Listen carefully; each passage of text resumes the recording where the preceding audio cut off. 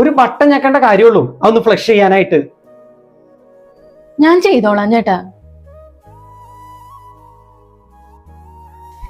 എന്തിയേട്ടാ? ഇന്ന് മൊത്തം വെൽഡിങ് ആയിരുന്നു, കണ്ണിന് പണി കിട്ടിയുണ്ട്. കുറച്ച് തണുത്ത വെള്ളം എടുത്തോട്ടടി. ആ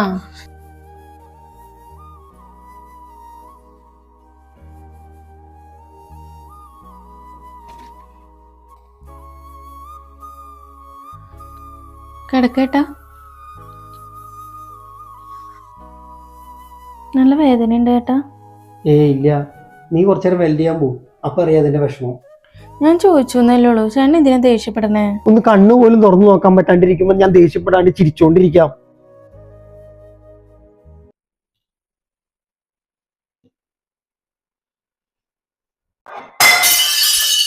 കാലുമ്മ വീണോ?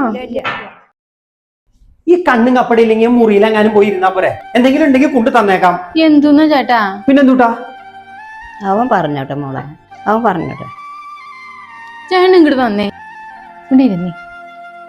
ഞാൻ ഈ വീട്ടിൽ വന്നേക്കാളുമ്പോ ചേട്ടാ ആദ്യം എന്നോട് പറഞ്ഞ ഓർക്കണ്ട. ഒരു കൂലിപ്പണിക്ക് പോലും പോയി പരിചയമില്ലാത്ത ആളായിരുന്നു എൻ്റെ അമ്മ. അച്ഛൻ മരിച്ച പിന്നെ എന്നെ അമ്മേനെയും നോക്കിയത് എൻ്റെ അമ്മൂമ്മയാണ്. അതുകൊണ്ട് അമ്മേനെ നോക്കുന്ന പോലെ തന്നെ നമുക്ക് അമ്മൂമ്മേനെയും നോക്കണം. അതുങ്ങൾ പാടത്ത് പണിക്ക് പോകുമ്പോൾ കഴിക്കാൻ എന്തെങ്കിലും കൊടുക്കും. അതുങ്ങൾ കഴിക്കാണ്ട് അത് എനിക്ക് പൊതിഞ്ഞ് കിട്ടിക്കൊണ്ട് തരും. ഞാൻ കഴിച്ച പല പലഹാരത്തിനും ചെളിയുടെ മണം ഉണ്ടായിരുന്നു. അതൊന്നും ഒരിക്കലും മറക്കരുത് ചേട്ടാ. അമ്മ മരിക്കണവരെ ഞാൻ എൻ്റെ സ്വന്തം അമ്മയെ പോലെയല്ലേ നോക്കി. ആ അമ്മൂമ്മ ഊട്ടിയ കണക്ക് പറഞ്ഞ ചേട്ടാ എത്രയോ വട്ടം സങ്കടപ്പെട്ടിട്ടുണ്ട്. അന്ന് ആ ചെളി പറ്റിയ പലഹാരം നിന്നപ്പോ തോന്നാത്ത അറപ്പും വെറുപ്പും ഇപ്പൊ ഒന്നിനോടും വേണ്ട ചേട്ടാ. വയസ്സായ നമ്മൾ ഇങ്ങനെ തന്നെയാ ചേട്ടാ.